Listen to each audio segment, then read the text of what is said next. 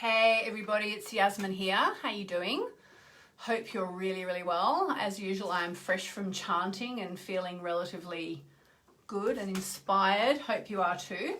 So what I thought I would do today was I would answer a question which I got via email this morning. I just let people hop on here. Hello Juliet, hello Lee, hello Magella. Somebody say something. There we go. Hello Kathy, how you going? Nice to see you all. Hello Eleanor, Beverly. It tells me who's watching. I hope that doesn't freak you out. Hi Justine, g'day lovely. How are you all you Australians? Oh my gosh. I would love to just be able to, if I could just get a private jet, fly myself over, me and my family over to Australia. I'd love to go to Australia right now. I want to see my mum. I want to see my sister. And I quite fancy a trip to Bondi Beach. I want to go to Umu Cafe, as it's called now. Going a bit crazy here. I was just saying in chanting, the problem with lockdown, I mean, I don't mind lockdown in a way because we're always at home anyway. But I mean, I miss my friends. I think the problem with lockdown for me is that it exacerbates everything, you know? Like, little problems get blown out of proportion, and that is just stupid because you got nothing else to do. You're in this like weird vacuum. Someone's saying it's snowing in where they are in New Jersey, I think it was. It's snowing here in London as well. I can look out the window and see the snow. But you know, I mean, the snow is good and the snow makes me feel better. But honestly, oh, you lucky Australians, it's hot, it's sunny. Justine says, put it on my new moon wish list. Yeah, I mean, the problem is, actually, I'm kind of complaining about nothing. The thing is, my son is doing the equivalent of grade 10, and I can't just swap him schools, you know, like it was different when he was 6 or 7 or 8, which seems like 5 minutes ago, but now he's 14. And, you know, I can't just pick him up and take him to the other side of the world with me for 3 months because it suits me. As much as I would like to. And also we are about to renovate our house, which is exciting. Anyway, I'm not complaining. I would just like the whole pandemic thing to go away, and then we could all just go to Australia for a little visit. Someone's saying they love that I go live now. That's good. When we do our challenge, which we are nearly ready to start inviting people to, a few people have magically found a few little bits of it already. When we do our challenge, it's going to be at 11 a.m. UK time because everybody's used to that anyway. So we'll be doing a Moonology challenge, but it won't be on this page. It'll be on a dedicated private Facebook page. So anybody who's doing it can actually do it without it being public, so to speak. All right. Thank you very much, Francis. 27 degrees in New South Wales. Actually, I don't mind the weather. It's not that. I think it's just I'm missing my mum and my sister and, you know, fresh air and all that kind of stuff. You know, it's not the weather, actually. The weather doesn't bother me at all. I grew up in Hobart, Tasmania. I don't need constant sunshine. I'm okay. No, I think maybe I'm just missing normal life. I think I've got this little tiny stress thing with work, and it's just annoying, not a Hay House thing, and you know, it just makes me stress. And anyway, I'm not going to keep on going. I'm just going to say I'm really grateful that we're all here, happy, healthy, wealthy and wise. So let's all just stay that way. So what I wanted to do today was I wanted to talk to you about this message I got from someone called, I won't give your surname, but Jenny B, who's in England. I can tell she's in England because of the words that she uses, but I can also tell by her email. Here we go. Hi Yasmin, thank you for teaching me so much. I was just catching up on a face-ache, she called it face-ache, face-ache video from Friday, and you were asking who was Aries rising, as this new moon is very lucky for them. If it's in Aquarius this month, the new moon is in Aquarius this month, why is it good for Aries rising? Apologies if I'm being a numpty. That's how I know she's English, because she's calling herself a numpty. But I really don't know. Love the Moonology course, good. I hope I've not missed something in the above. I've enrolled for the astrology one. Massive thanks again. Love, Jen. Okay, so lovely email there from Jen or Jenny. So why is this new moon important for Aries rising people, even though it's in Aquarius? And it's a really valid question. And honestly, I did wonder if it was wise to do this the way I'm doing it, because it's not advanced astrology by any means, but it's slightly, you know, slightly off center, because normally you think, well, it's the new moon in Aquarius, it must be a special month for Aquarius. And it is a special month for Aquarius.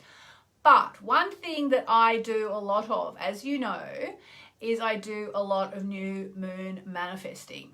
And the best time to manifest, or the best time to send your wishes out to the universe, is when the new moon is in your 11th house. Thank you, Liz. Liz just put it there, exactly.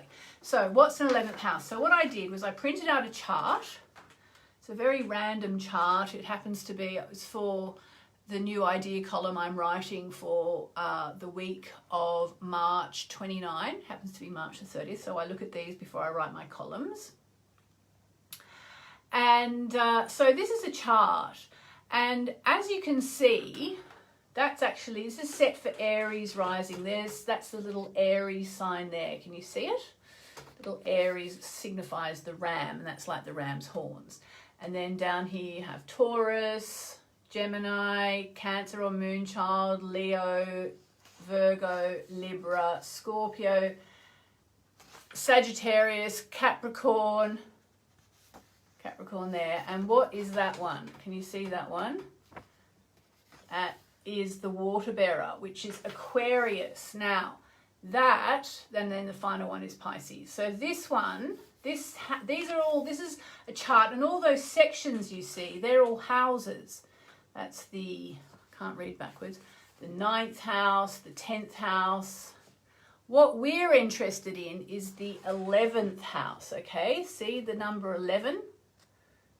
There's the number 11. That's the 11th house on the chart. Now, actually, this is all backwards, but someone was telling me how to swap this around. Let me see if I can I swap it around?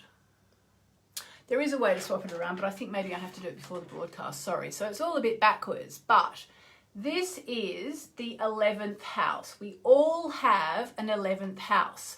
So if you are Aries rising, you can see that the sign on the 11th house is Aquarius.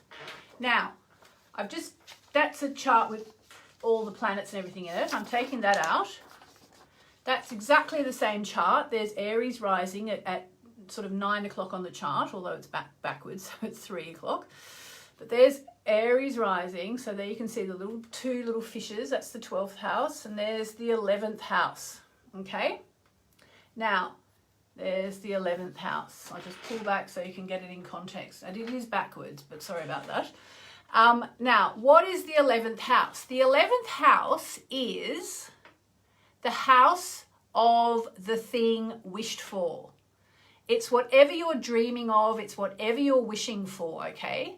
So if you are Aries rising, then Aquarius rules your 11th house, which means that when the new moon takes place in Aquarius, the new moon, which is always the time for wishing and manifesting, is taking place in your 11th house of wishes. So it's kind of a double whammy.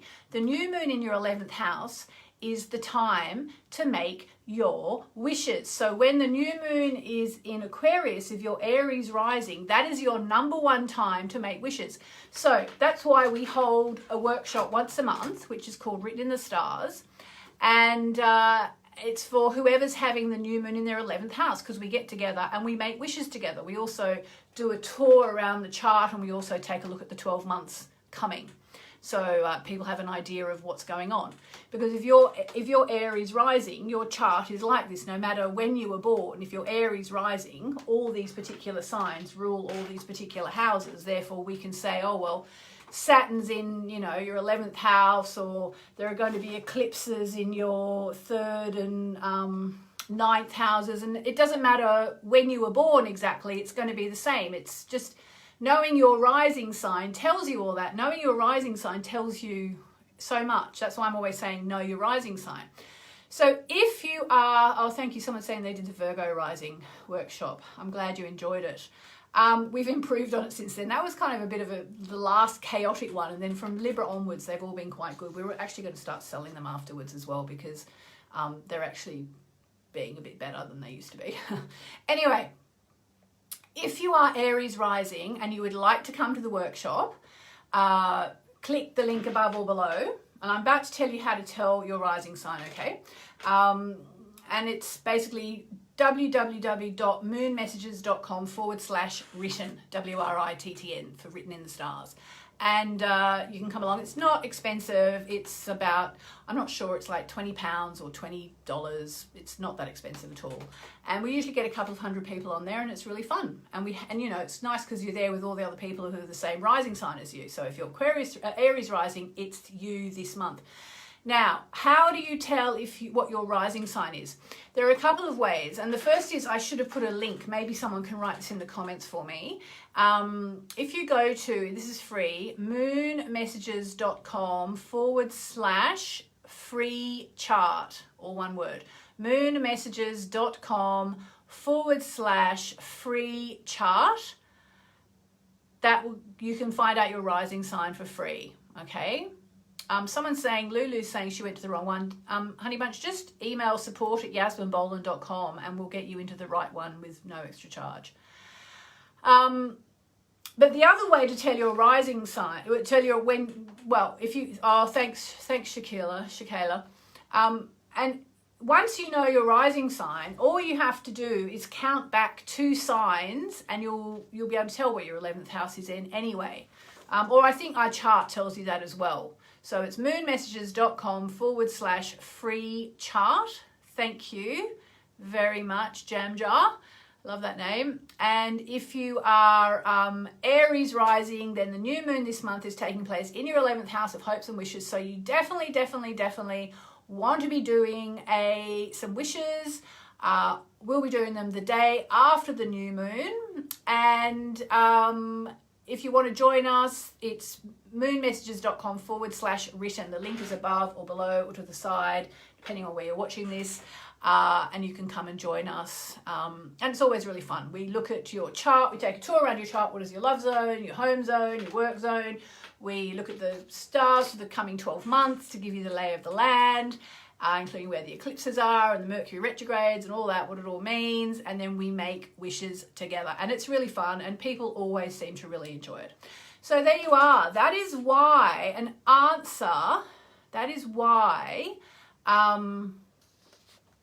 that's why we do Aries rising people for the new moon in Aquarius. So next month we'll do Taurus rising people for the new moon in Pisces. It's always 2 signs before or after. Now, another email I've had quite a lot this week, so I will address it, is a lot of people are saying, I don't know my birth time and I can't find it out, you know, what can I do? So let me just tell you, there are I think there are 3 tactics to do here. 3 tactics. The first tactic is you can, the first thing is obviously ask your mother, ask your father, ask your auntie, all that. The next tactic is ring the hospital or check your birth certificate. Okay, so ask your mum, ask your dad, ask your uncles, ask your aunties, check your birth certificate or ring the hospital. Okay, now failing all that, there are a couple of things you can do. Unfortunately, you will have to pay for these, whereas the other methods are all free. But, you know, if you really want to know, it's worth it. The first thing is you can go to what's called a rectification astrologer. A rectification astrologer. Just Google it. I understand the best one is Lee Lehman, Leelehman. Although someone did send me something yesterday about a really good rectification person. So if you're watching, please feel free to put it in the comments. It was something like Astro Lader or something like that. I can't really remember. I'll look it up after. And then you can also go and get muscle tested. So who's done kinesiology where it's strong for yes, weak for no, and they muscle test you? So you can get muscle tested because on some level your body knows when you were born, you know? So there are a couple of things to do. Now, just assuming that none of that's going to work for you, you don't want to do any of that. You know, the other thing you can do is you can just put your sun sign on your ascendant, okay? So that's Aries. So just say you're Aries, you would put your sun sign as Aries. Now, how can that possibly work? The thing is, it doesn't really work astrologically 100%, but you are then going to have what's called a solar chart. And it's kind of like, you know, third, fourth best, but there is method in my madness suggesting this. The thing is, what we do in Moonology, what I do, is we work on ourselves every month, depending where the new and the full moon are taking place. And in my Sun, Moon and Stars portal, we work on which meditation and all this kind of stuff. So, okay, so what would happen then if you are doing this? So you're not going to be doing it really in tune with your actual astrological chart, but intention is everything. And you would effectively, what you would do is, because if you say, okay, I'm going to just say I'm Aries rising because I'm Aries, okay? So you put Aries on your ascendant, and so then you go, okay, so when the new moon's in Capricorn, that's my 10th house, so I'll work on my career, for example. Or when the new moon is in Aquarius, that's my 11th house, and so I'll work on that. Now, it's not going to be astrologically accurate. It won't be as powerful as having your proper birth time. That's the truth. But like I said, intention is everything. And if you do this, and if you celebrate each new and full moon as it goes through your solar chart, as it's called, you will still work on every single part of your life over the course of 12 months. And in the end, that's kind of the aim. The aim with this work that we do is to work on ourselves, to make ourselves better people, you know?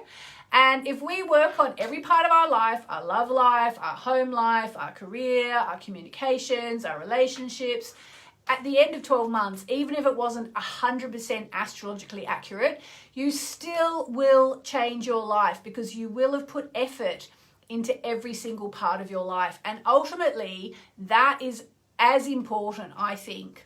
Okay, so that's the best I can offer. Yes, of course, it's better if you know your rising sign, but this is like 5th best or something. All right, so there you go. Just a few thoughts. All right, so yes, if you are Aries rising, click the link for the Written in the Stars workshop. Love to see you there. Otherwise, I will see you back here tomorrow. Oh, I bet you want a card. Who wants a card? Anyone want a card? Let's have a card.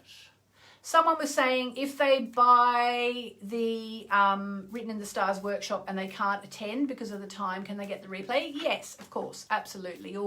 The replay will go out straight after the event.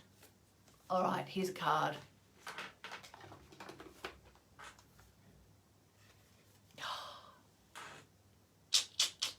A personal issue reaches resolution. So there you go. There's going to be a resolution. Whatever's on your mind, there's going to be a resolution. Unfortunately, I think this says that there's going to be a few fireworks. There's a new start coming in your private life. Nope, that's the new moon. Here we go.